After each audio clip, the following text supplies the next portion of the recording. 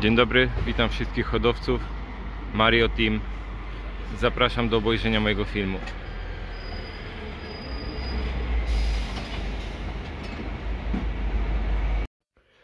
Witam Was serdecznie.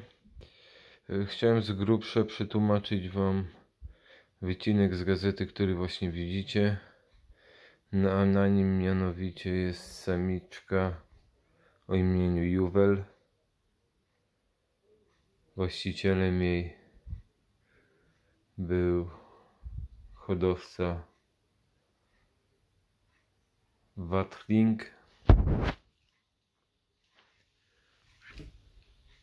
Gołębica ta o numerze 01 79 007 842 była 2 razy najlepszą samiczką w zawodach Braunschweig wśród 65 innych gołębic. Była już także najlepszą samiczką roku i 3-krotnie najlepszą wśród samiczek seniorek. Hodowcą tej samiczki jest pasjonat tego sportu Hans Watling, lat 57, fascynat hodowli gołębi pocztowych. Gołębiami interesuje się od 14 roku życia. Sport ten uprawia dla równowagi swojej stresującej pracy w gimnazjum. Mieszka na wsi 10 km na północ od Braunschweig. Wychował się na wsi w gospodarstwie rolnym, przez co przez całe dzieciństwo miał kontakt ze zwierzętami.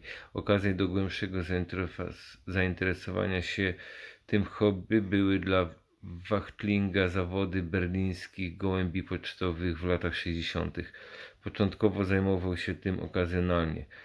Szkoła, studia, zmiana miejsca zamieszkania nie przerwały tego zainteresowania. Gdy już miał swój własny dom, zaczął hodowlę własnych gołębi pod swoim dachem.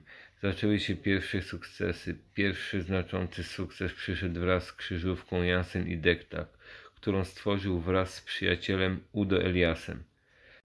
Jak się okazało, był to strzał w dziesiątkę. Crème de la crème.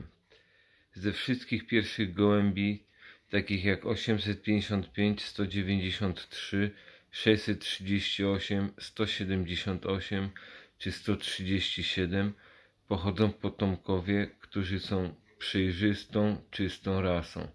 Od tych gołębi pochodzi około 80% całej późniejszej populacji.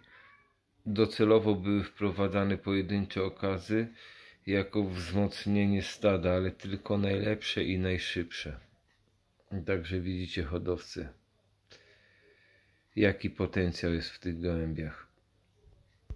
A krew gołębi Jansen dała sławę niejednej hodowli na świecie.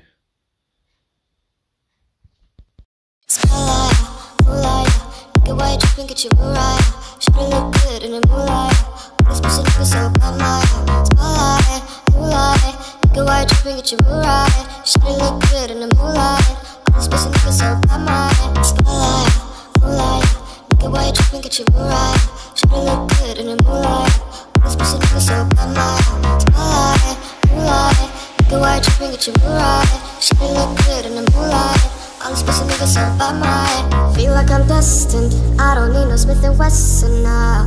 Girl, who you testing? Fuck is catching, here's your lesson now. Knife and then testing, taking shots with all your brethren now. Feel like I'm dead.